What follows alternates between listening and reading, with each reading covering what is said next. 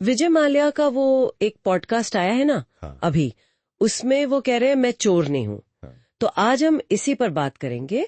मतलब ध्रुव राठी का जो विश्लेषण है और जो पब्लिक में फैक्ट्स है उनको देखेंगे। हाँ बिल्कुल, विजय माल्या जिन पर करीब 9,000 करोड़ के कर्ज का आरोप है और वो मार्च 2016 से भारत से बाहर हैं। तो अब करीब 9 साल बाद वो एक पॉडकास्ट में अपनी बात रख रहे हैं। तो आज का हमारा काम यही है कि माल्या जो दावे कर रहे हैं और जो रिकॉर्ड में बातें हैं उनमें कितनी सच्चाई है ये समझें, और ये भी कि क्या पॉडकास्ट आजकल सिर्फ पीआर का जरिया बन गए। सही बात है। चलिए सबसे पहले वो कर्मचारियों की सैलरी वाले मुद्दे को लेते हैं। माल्या का दावा है कि वो सैलरी इसलिए नहीं दे पाए क्योंकि कर्नाटक हाईकोर्ट ने फंड्स फ्रीज कर दिए थे और कहते हैं कि उन्हें कर्मचारियों की बहुत चिंता थी। लेकिन यहाँ कहानी थोड़ी अलग लगती है ना। मतलब जो जानकारी है वो बताती है कि सैलरी तो 2012 के बीच से ही बंद होनी शुरू हो गई थी। हाँ बिल्कुल। जबकि फंड्स फ्रीज हुए 2013 में। तो ये कैसे मेल खाता है? सही पॉइंट है, ये टाइमिंग का फर्क तो है ही। और दूसरी बात, जो कोर्ट में याचिका थी ना, वो तो सिर्फ 1 महीने की सैलरी के लिए थी, करीब 13 करोड़ रुपए। सिर्फ 13 करोड़? हाँ, जबकि कर्मचारियों का जो कुल बकाया था वो 300 करोड़ से भी ज्यादा बताया जाता है। मतलब लगभग 3,000 कर्मचारी थे। 3,000 कर्मचारी।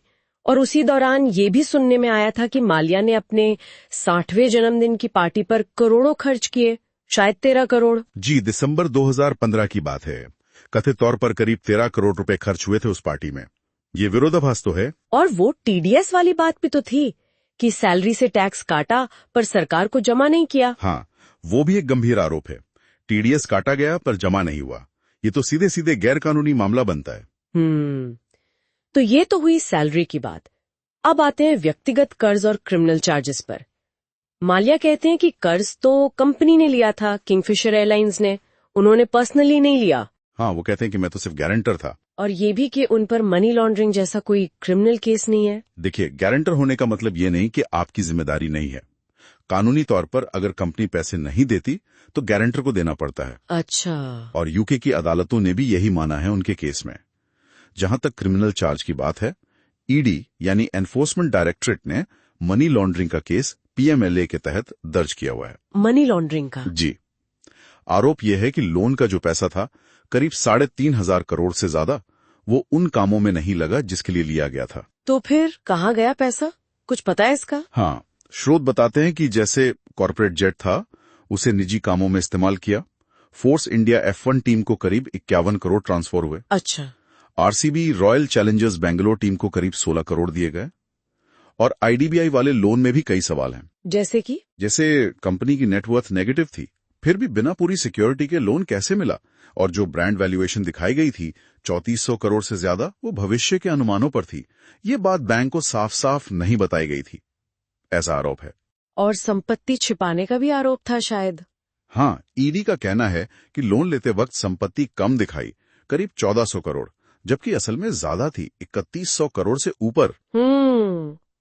कर्ज की कुल रकम पर भी तो काफी अलग अलग बातें हैं। माल्या 9,000 करोड़ को गलत बताते हैं, कहते हैं सिर्फ 6,203 करोड़ था। जी, वो डीआरटी के एक ऑर्डर का हवाला देते हैं 2017 का। हाँ, और ये भी कहते हैं कि बैंकों ने जब्ती से करीब 14,000 करोड़ वसूल भी लिए हैं, मतलब 2.5 गुना। देखिए, उस डीआरटी ऑर्डर में 6,203 करोड़ मूलधन के साथ 2013 से 11.5% सालाना ब्याज का भी जिक्र है।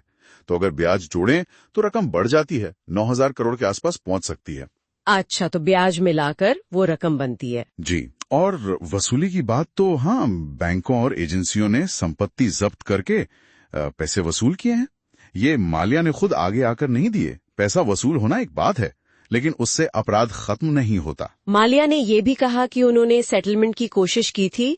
2012 से 15 के बीच 4 बार ऑफर दिए, पर बैंकों ने माने नहीं। लेकिन इन शुरुआती ऑफर्स का कोई पुख्ता सबूत सामने नहीं आया है, ऐसा स्रोत बताते हैं।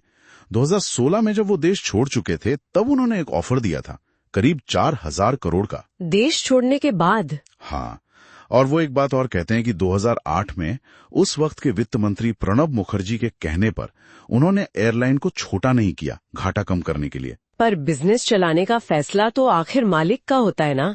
सरकार सलाह दे सकती है, पर मानना न मानना तो। बिल्कुल। सफलता मिले तो श्रेय खुद का, और अगर फेल हो जाए तो ठीकरा तीसरों पर। यह थोड़ा अजीब लगता है। और आखिर में उनका कहना है कि मीडिया ने उन्हें विलन बना दिया, पोस्टर बॉय बना दिया। देखिए, उनकी जो लाइफस्टाइल थी, किंग ऑफ गुड टाइम्स वाली छवि, फिर कर्ज न चुकाना, कर्मचारी परेशान होते रहे और फिर देश छोड़कर चले जाना, इन सब चीजों ने मिलकर ही तो उन्हें वित्तीय गड़बड़ियों का चेहरा बनाया है ना। ये सिर्फ मीडिया की वजह से तो नहीं हुआ होगा। तो कुल मिला के देखें तो इस पॉडकास्ट में जो दावे माल्या ने किए हैं वो कई जगह पर तथ्यों से मेल नहीं खाते।